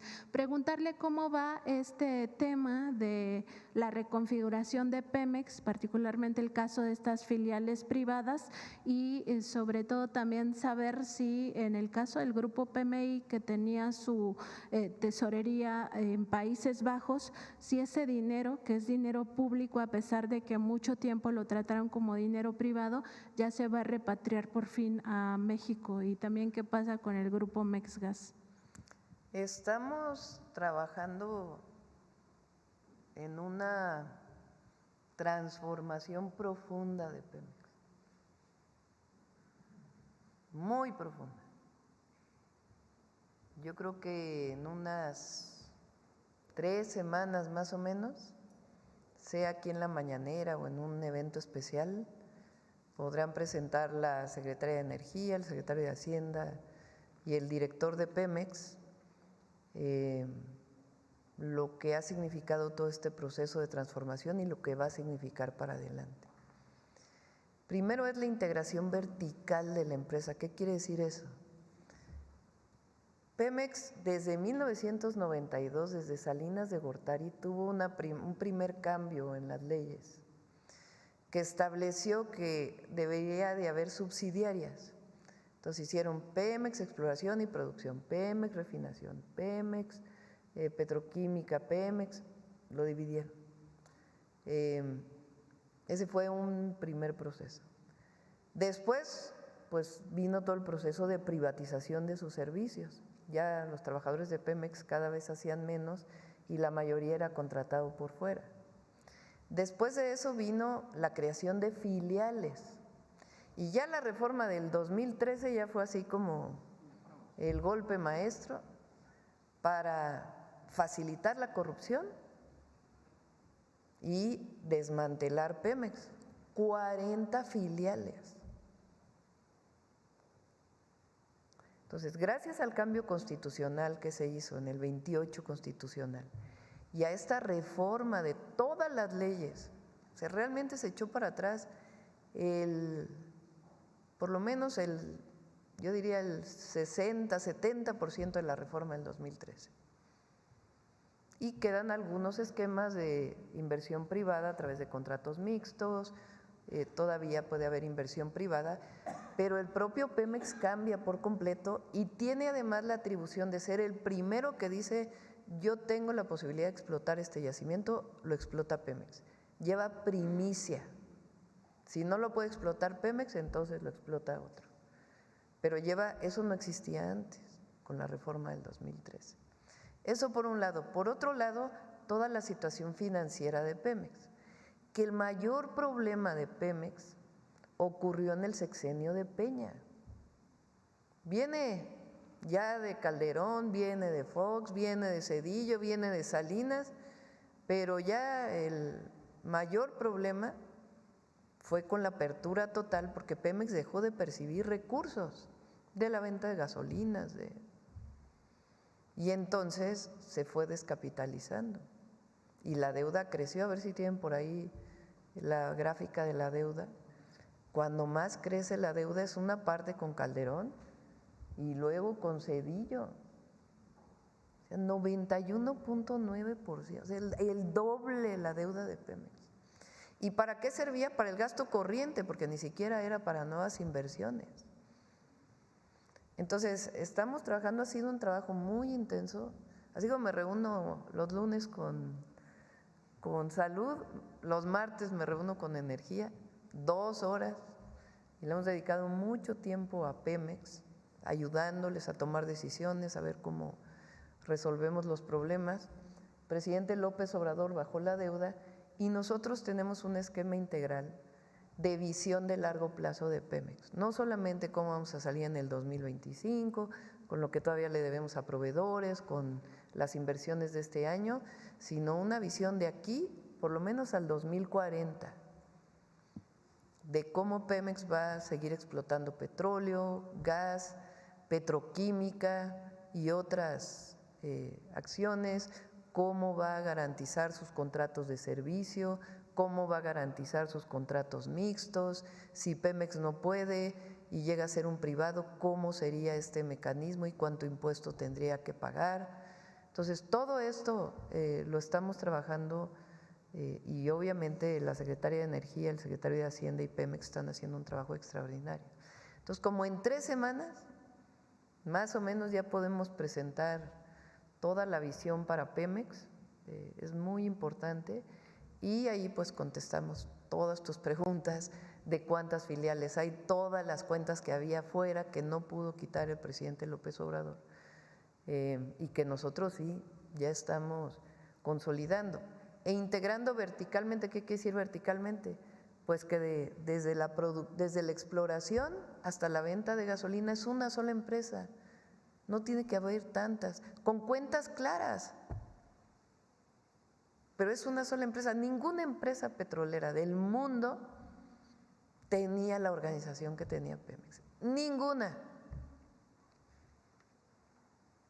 Todas están verticalmente integradas, con cuentas claras entre la producción y la refinación, pero están verticalmente integradas desde lo primero hasta lo último. Por eso se llama verticalmente integrada.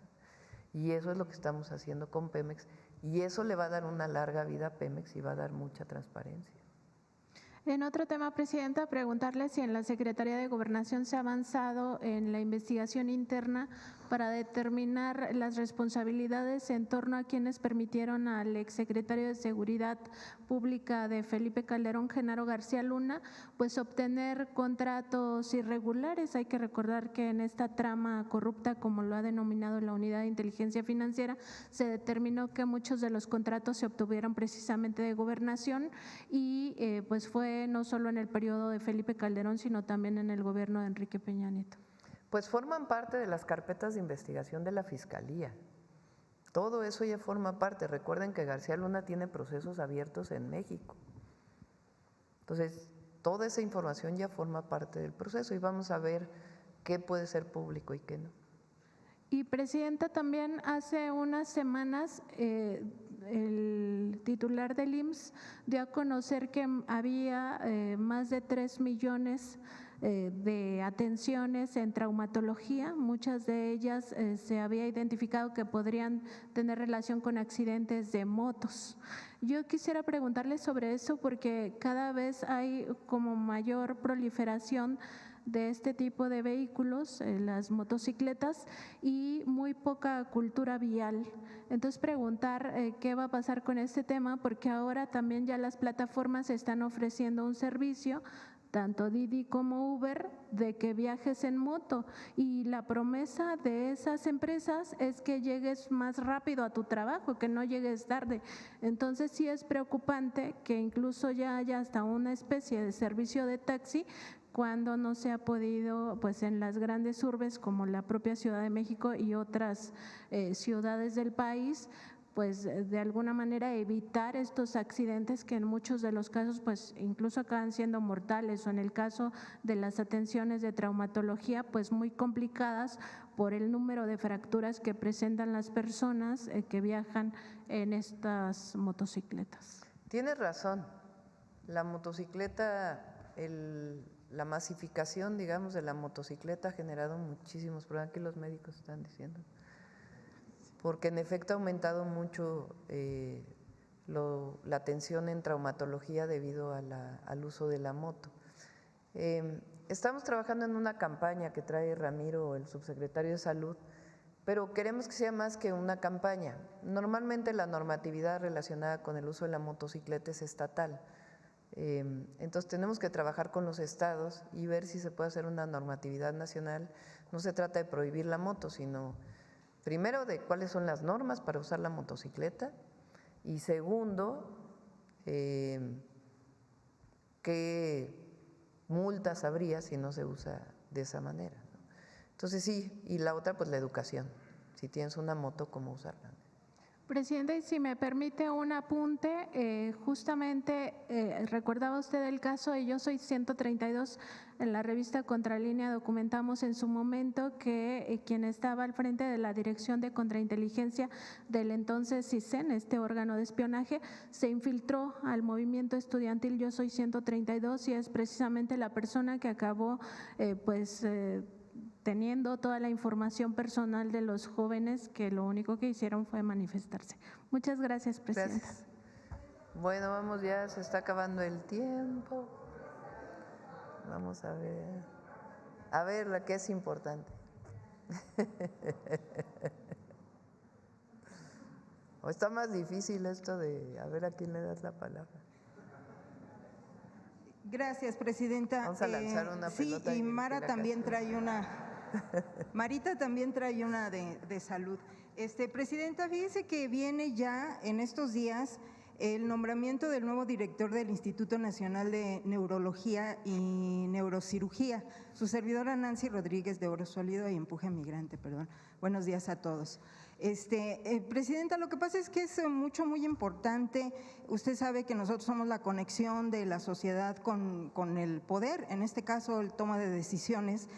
Y bueno, pues han acercado con nosotros enfermeras, médicos, laboratoristas, investigadores de este instituto, Presidenta, que va a cambiar de director, pero quiero informarle que precisamente este instituto es el que tuvo el problema en el sexenio de Enrique Peña Nieto sobre que inyectaron a personas sin su consentimiento. Entonces murieron incluso algunos con este programa, muy lamentable. Y bueno, incluso le traigo el punto de acuerdo que se dio en el Senado de la República en aquella fecha y que afortunadamente lo hizo precisamente la que es ahora gobernadora de Tlaxcala, Lorena Cuellar. Ella está muy empapada del asunto. Entonces, fíjese que hubo las denuncias, pero no se llevó a cabo ninguna detención, ni mucho menos. Y este señor sigue trabajando en el instituto. También llegó un nuevo director de su grupo y fue el que con el presidente Andrés Manuel López Obrador lo destituyeron porque no quiso la gratuidad y además seguía cobrando pues las cirugías y le encontraron un desvío de 600 millones de pesos. Lo destituyeron, Presidenta, y sigue trabajando en el instituto. Entonces, pusieron a un sustituto, pero es del mismo grupo y ahora se quiere reelegir, Presidenta. Entonces, aquí le traigo todas las denuncias. Obviamente, bueno, pues aquí vienen los nombres y sí me gustaría que usted y el secretario pues tomaran cartas en el asunto porque es una cosa muy delicada y hacen, pues imagínense, la Junta de Gobierno es la que decide, pero de acuerdo a las votaciones de las enfermeras, del personal, de los investigadores, y pues muchos de ellos están amenazados. Es todo el plan que hacían con los prianistas. Entonces, y el señor sobre todo se quiere reelegir. Entonces, aquí están los datos, Presidenta, y aquí se los dejo para que pues tomen cartas en el asunto, porque viene la nueva dirección. Y en otro tema, Presidenta, bueno, por cierto, hicimos un reportaje sobre la secretaria Bárcenas y dio a conocer que México va a buscar dirigir la Secretaría General de la ONU, Quería saber si sus comentarios. Todavía no saben. No. Ah, bueno, ok. Bueno, Alicia es de primera, hay que decirlo. Alicia es de lo mejor que tiene México. Ha sido, además de su trabajo, es una bióloga, especialista en temas ambientales, pero ha recorrido muchísimos espacios de organismos internacionales, sí, en Naciones Unidas. Después fue la directora de CEPAL, una gran directora que puso en el centro la desigualdad en América Latina. Nadie lo había hecho de esa manera, además de orientar políticas muy importantes. Fue secretaria de Relaciones Exteriores, una gran secretaria, y ahora pues tenemos el orgullo de tenerla como secretaria de Semarnat. Entonces, Alicia es de primera, ya, la secretaria pues ya se verá después, ¿verdad? Ok, es en septiembre, sí. Ok, Presidenta, también ya ve que le estamos dando seguimiento al caso de los niños que le quitaron a estos hermanos migrantes allá en Estados Unidos. Me llama la familia, el papá y la mamá, que no han recibido pues ninguna información, ya son 10 meses sin ver a sus hijos, a sus 4 hijos. Le quiero dejar el seguimiento que me mandaron ellos, porque pues están desesperados, imagínense, sin ver a sus 4 hijos menores desde los 3, 4 años sí, hasta lo los 2. atendemos. A ver, ya ¿Sí? lo ha estado atendiendo Roberto, pero vamos a ver qué avances. Sí, y bueno, lo que pasa es que me dicen que si será necesario venir a hacer una huelga de hambre, yo no le puedo decir sí o no. O sea, No, definitivamente… Vamos a ver en qué paso va, pero sí lo he estado atendiendo Relaciones Exteriores. Sí, gracias. Y ya por último, Presidenta, pues desafortunadamente esta situación con nuestros hermanos migrantes, nosotros ya en Oro Sólido y en Empuje Migrante no les podemos decir que aguanten, porque tampoco los vamos a someter a que aguanten humillaciones y discriminación. Pero fíjese que ya hay, incluso mi compañero Julio Omar le comentó la semana antepasada acerca de que iban a hacer un programa para que pudieran pasar sus coches. Pero fíjese que no existe. Sí, pero fíjese que no es suficiente, porque pues hay algunos que quieren traerse incluso sus maquinarias, o no sé, se debe de hacer un programa más extenso, Presidenta. Vamos a hacer a ver cómo podemos facilitar que traigan el menaje de casa si quieren regresar. Sí. Le decimos a Relaciones Exteriores. Sí. Quieren montar sus negocios aquí, entonces yo creo que sería algún programa multidisciplinario. Claro que sí. Y sobre todo también, Presidenta, fíjese que, bueno, entrevistando a algunos que ya regresaron, unos que fueron deportados, me dicen que pues se quedaron allá todas sus cosas, su coche, sus computadoras. Es parte de lo que estamos trabajando con ellos, porque… Ajá. Está mal, pues tienen que regresarles sus pertenencias. Exacto. Y también, fíjese que ahorita suman, de acuerdo al Wall Street Journal, suman más de 100,000 jóvenes y adultos de entre 20 y 50 años que ya retiraron sus ahorros entre 5,000 y 50,000 dólares, pero pues los tienen en su casa. Entonces también se necesita un programa de este tipo de cosas, porque también me dicen algunos cónsules que pues no pueden traer efectivo. Por cierto, miren de veras el amor por sus familias y por México de nuestros hermanos migrantes. Subieron las remesas, ya ven que bajaron. Sí, así va a ser. Sí. Mayo, para junio no alcanzaron el nivel que tenían el año pasado, pero subieron. Eso, o sea, frente a cualquier circunstancia, ellos siempre apoyan a sus familias. Por eso hablamos de héroes y heroínas. Así es. Y entonces también se necesita un programa de financiero. ¿Qué se puede hacer con ese dinero? ¿Cómo es que pueden ellos organizarse? Porque sí se está ya viendo… Vamos a presentar, SOE también tiene el programa de inscripción al Instituto Mexicano del Seguro Social. Si quieren, hacemos de nuevo una conferencia dedicada a todos los apoyos de México Te Abraza. Trabajamos este tema de cómo pueden traer sus cosas y el programa de Finabien. Dije que lo presentamos este viernes, pero vamos a esperar a ver si pasa la ley. para ver exactamente en qué queda. Y ya presentamos también Finabien, lo de el IMSS, que es un programa muy bueno también.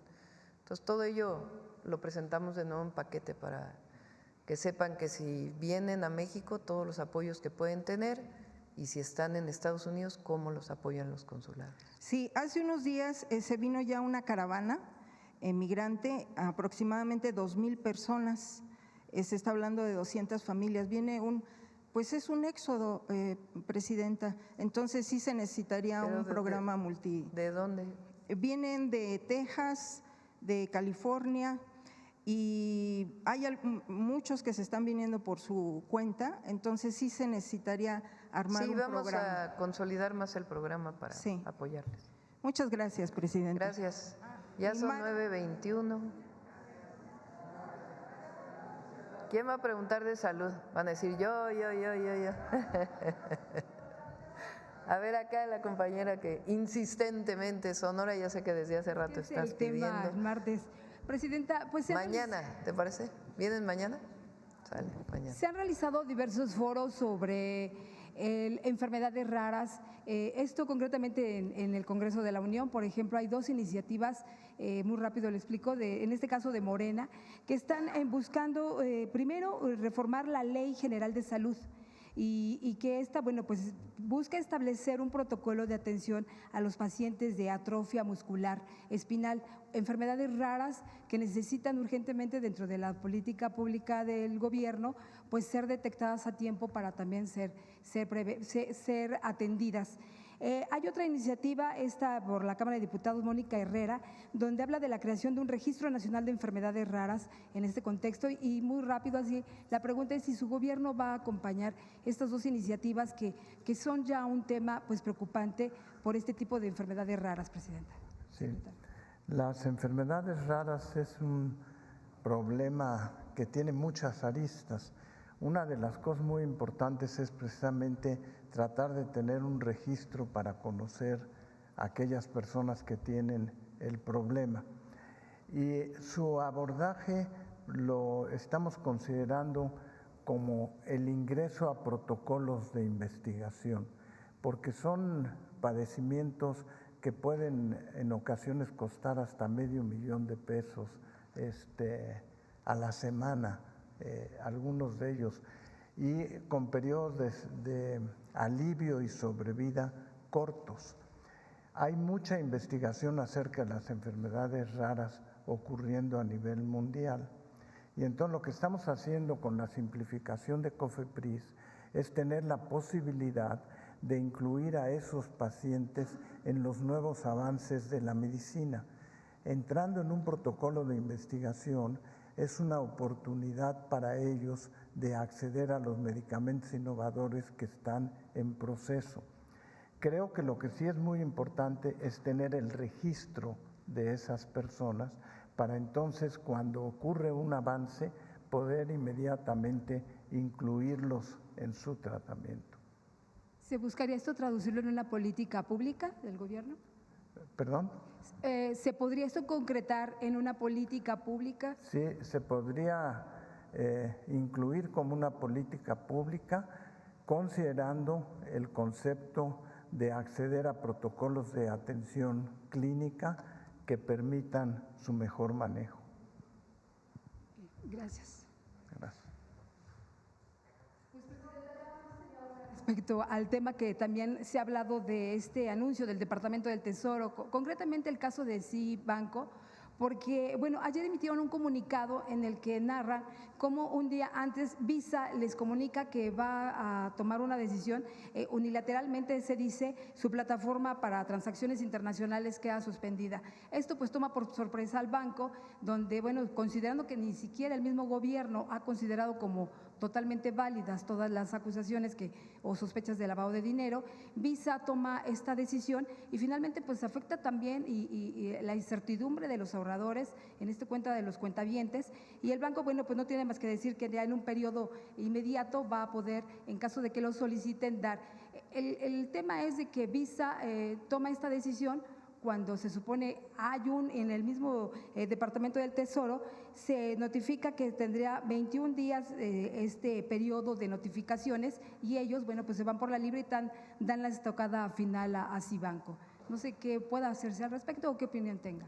El anuncio que hizo el Departamento del Tesoro pues generó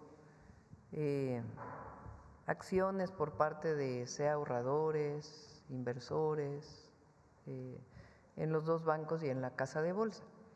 Por eso se intervinieron, que fue una decisión de Secretaría de Hacienda consensada con la Comisión Nacional Bancaria y de Valores, hablando con el Banco de México de cuál era la mejor forma para pues evitar algún problema en el sistema financiero y en los propios bancos.